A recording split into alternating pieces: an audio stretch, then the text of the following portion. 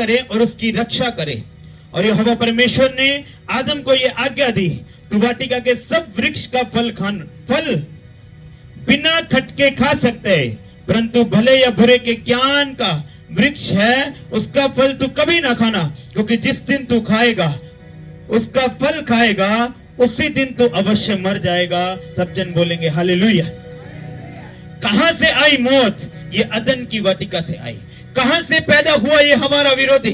ये अदन की वाटिका से पैदा हुआ। कब पैदा हुआ?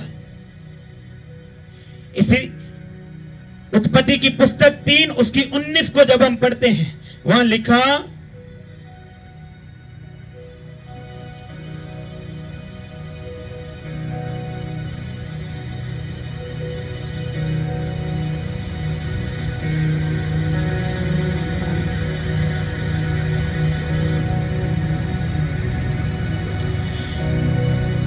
में लिखा, उसने अपने माथे के पसीने की रोटी खाया करेगा, अंत में मिट्टी में मिल जाएगा, क्योंकि तू उसी में से निकला गया और तू मिट्टी तो है और मिट्टी में फिर मिल जाएगा। सब जन बोलेंगे हालेलुया। बाइबल कहती है ये बैरी जो है ये अदन की वाटिका से हमारे साथ जुड़ा, क्योंकि यहोवा परमेश्वर ने आदम को बोला था इस वाटिका के सारे फल तू खा लेना, जब तू ये फल खाएगा तो मृत्यु तुझे मार देगी, तू मर जाएगा। और बाइबल कहती है जब आदम और हवा ने वो फल खाया तो परमेश्वर की ओर से उनको ये श्राप मिला कि तू मिट्टी तो है फिर मिट्टी में मिल जाएगा। कितने मेरी बातों को समझते हैं? और बाइबल कहती है आदम से लेकर, क्योंकि उसने जो पाप किया तो मृत्यु का डंक सारे संसार में फैलता गया। बड़े बड़े राजा इसके नीचे से गुजरे, बड़े बड़े हाकिम इसके नीचे से गुजरे, बड़े बड़े योद्धा इसके नीचे से गुजरे, क्योंकि ये पाप के कारण मनुष्य की जिंदगी में आई। कितनी मेरी बातों को समझते हैं? और ये बैरी हमारी बीमारियों से भी ज्यादा खतरनाक है, ये बैरी हमारी दुष्टात्माओं से भी ज्यादा खतरनाक है, क्योंकि जब ये अटैक करता है तो हमें कहीं का नहीं छोड़ता, हम अपने प्राणों को खो बैठते हैं। कितने मेरी बातों को समझते हैं? हालेलुया। बाइबल कहती है इसी मृत्यु ने परमेश्वर के सारे दासों को निगल लिया। बाइबल कहती है अब्राहम से लेकर जितने परमेश्वर के नबी हुए, चाहे वो मूसा था, चाहे वो यहोशू था, चाहे वो यशाया था, सबको परमेश्वर ने, जितने उसके दाद उसकी सेवा करते थे, सबको इस मृत्यु के डंक में से गुजरना पड़ा। उसने किसी को भी नहीं छोड़ा। कितने मेरी बातों को समझते हैं? हर एक ने उसके स्वाद को चखा। क्यों चखा? क्योंकि पाप के कारण आई। हालेलुया। आज जितने रोग बीमारियां आप देखते हो ये पाप के कारण आई, और यीशु मसीह ने आपके रोगों बीमारियों के लिए क्रूस पर उठाया, अपने दुखों को सहा, अपने शरीर पर कोड़ों को सहा, ताकि आप रोगों बीमारियों से आजाद हो जाओ। लेकिन अभी भी एक बैरी बाकी था जिसका नाम था मृत्यु। कितने मेरी बातों को समझते हैं? वो मृत्यु जिसने परमेश्वर के दासों को निगल लिया, वो मृत्यु जिसने परमेश्वर के नबियों को निगल लिया। और बाइबल कहती है यीशु मसीह ने मृत्यु का भी स्वाद चखा। क्यों चखा? जब हम 1 कुरिन्थियों 15 उसकी 26 को पढ़ते हैं, 1 कुरिन्थियों 15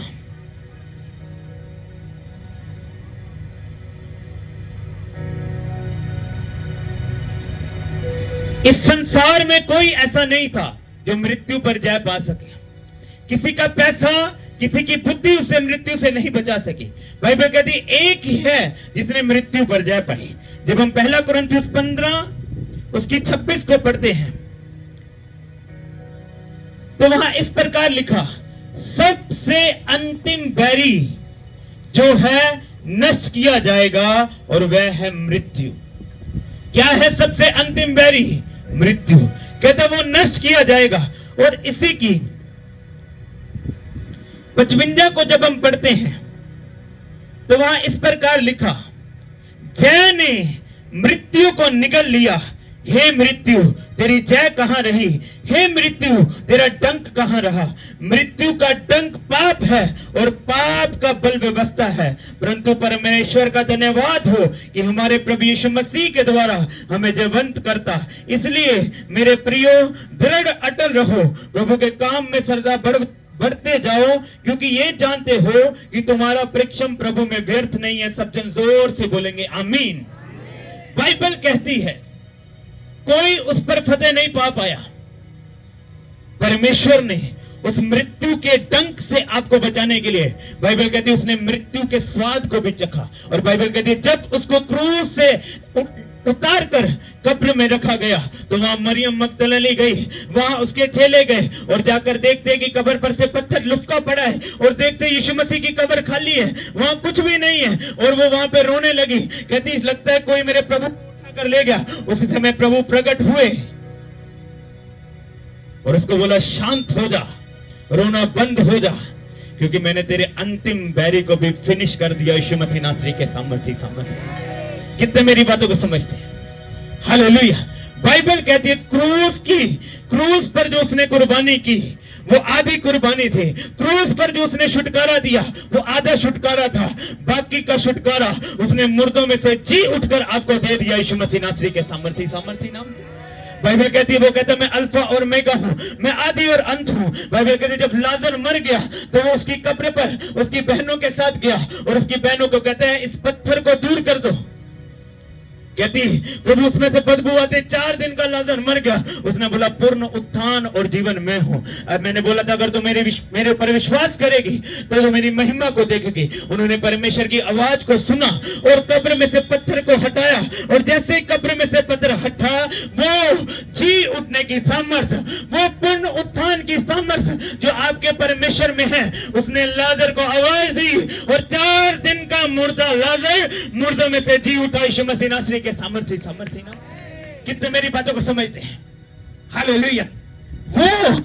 वो मृत्यु जिस पर कोई जय नहीं पा पाया, बाइबल कहती है उसने उस अंतिम बैरी जो मृत्यु है, बाइबल कहती है उसने मरकर और तीसरे दिन मुर्दों में से जी उठकर उसको अपने पैरों के नीचे कर दिया। और आज जितने यीशु मसीह पर विश्वास करते हैं, आज जितने यीशु मसीह पर बिलीव करते हैं, चाहे आपकी देह, चाहे आपकी हड्डियां, चाहे आपकी गर्भ मर चुकी है, याद रखो आपका परमेश्वर उस मृत्यु पर जय पा चुका है। वो आपको फिर से जिलाने की ताकत रखता है यीशु मसीह नासरी के सामर्थ्य नाम से। कितने मेरी बातों को समझते हैं? हालेलुया। बाइबल कहती है कोई मृत्यु पर जय नहीं पा पाया। सबने बड़ी बड़ी कुर्बानियां की, सबने बड़े बड़े बलिदान किए, लेकिन उनमें से एक भी बलिदान देने के बाद मुर्दों में से नहीं जी उठा। आज चर्च में आप जीवित गवाहियों को सुनते हो, आज चर्च में आप मुर्दों को जिंदा होता देखते हो, आज चर्च में आप बांझ गर्भों को खुलता देखते हो, आज चर्च में आप बंद आंखों को, बंद कानों को, बंद हड्डियों को चलता देखते हो कि नहीं देखते?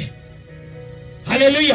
आज आप चर्च में मुर्दा अंगों को हील होता देखते हो, उसमें जान आता हुआ देखते हो, और ये उसी परमेश्वर के द्वारा हो सकता है जिसने खुद उस मौत पर फतेह पाई हो यीशु मसीह नासरी के सामर्थ्य नाम। कितनी बातों को समझते हैं? हालेलुया। और बाइबल कहती है एक ही है वो जिसने उस अंतिम बैरी को फिनिश किया, जिसने उस मौत को फिनिश किया।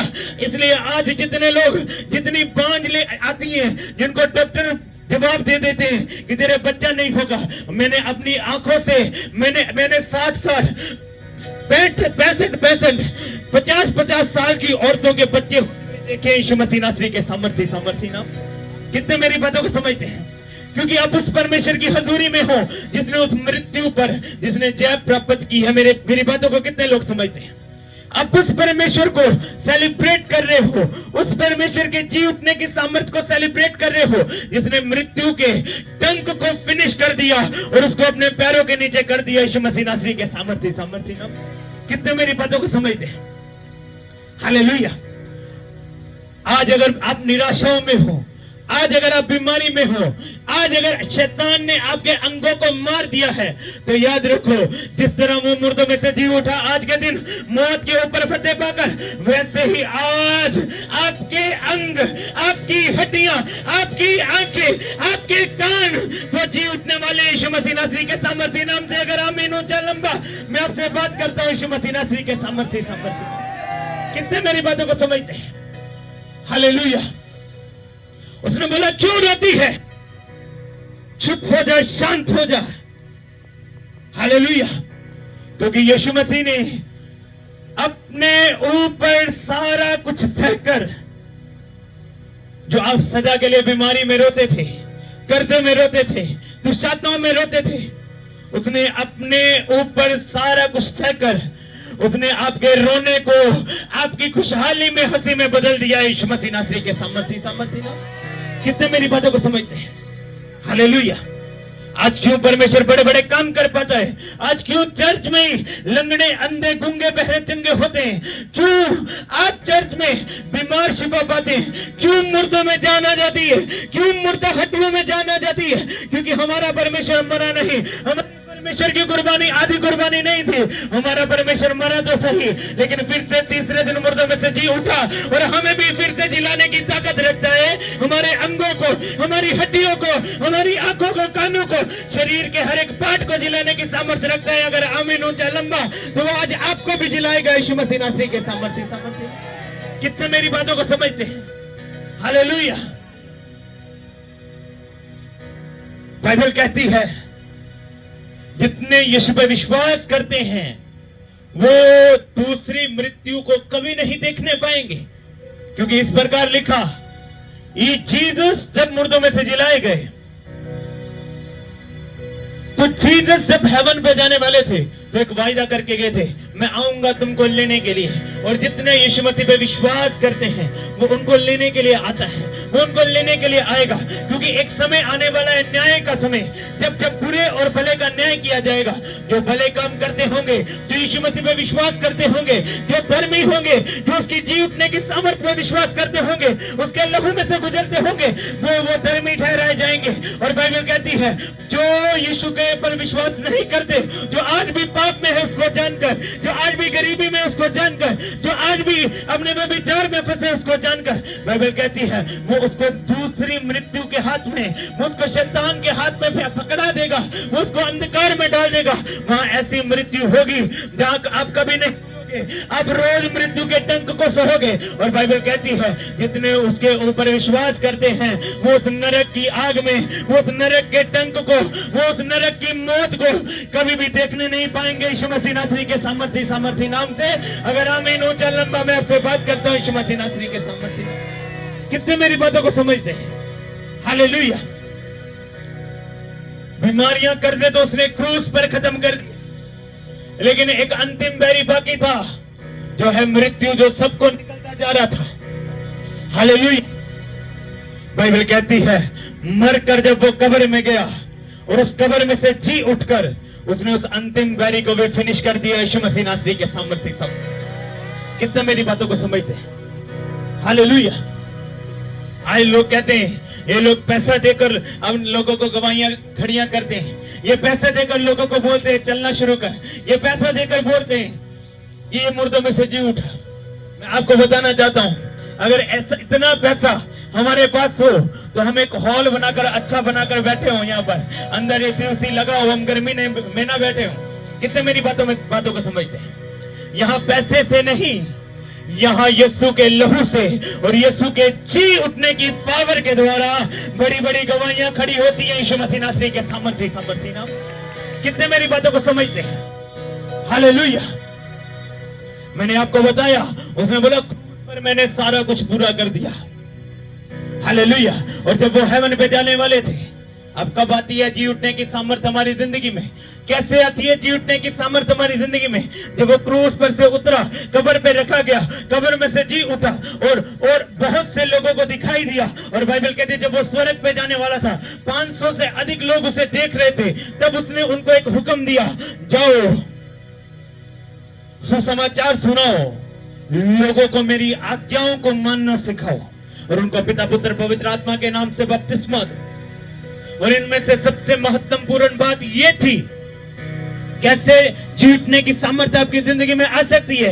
उसने बोला लोगों को मेरी आज्ञाओं को मानना सिखाओ। जब आप उसकी आज्ञाओं पर चलते हो, आज्ञाओं को मानते हो, आज्ञाओं को फॉलो करते हो, तो बीमारी चाहे सालों की क्यों नहीं, दुष्टात्माएं चाहे सालों की क्यों नहीं, अगर आप उसकी बातों को फॉलो करते हो तो जी उठने की सामर्थ्य आपकी हड्डियों, आपकी बांझपन को, आपकी गर्भ को, आपकी आंखों को, आपके कानों को, आपके हृदय को, हर एक को जीवित करने की सामर्थ्य यीशु मसीह नासरी के सामर्थ्य नाम।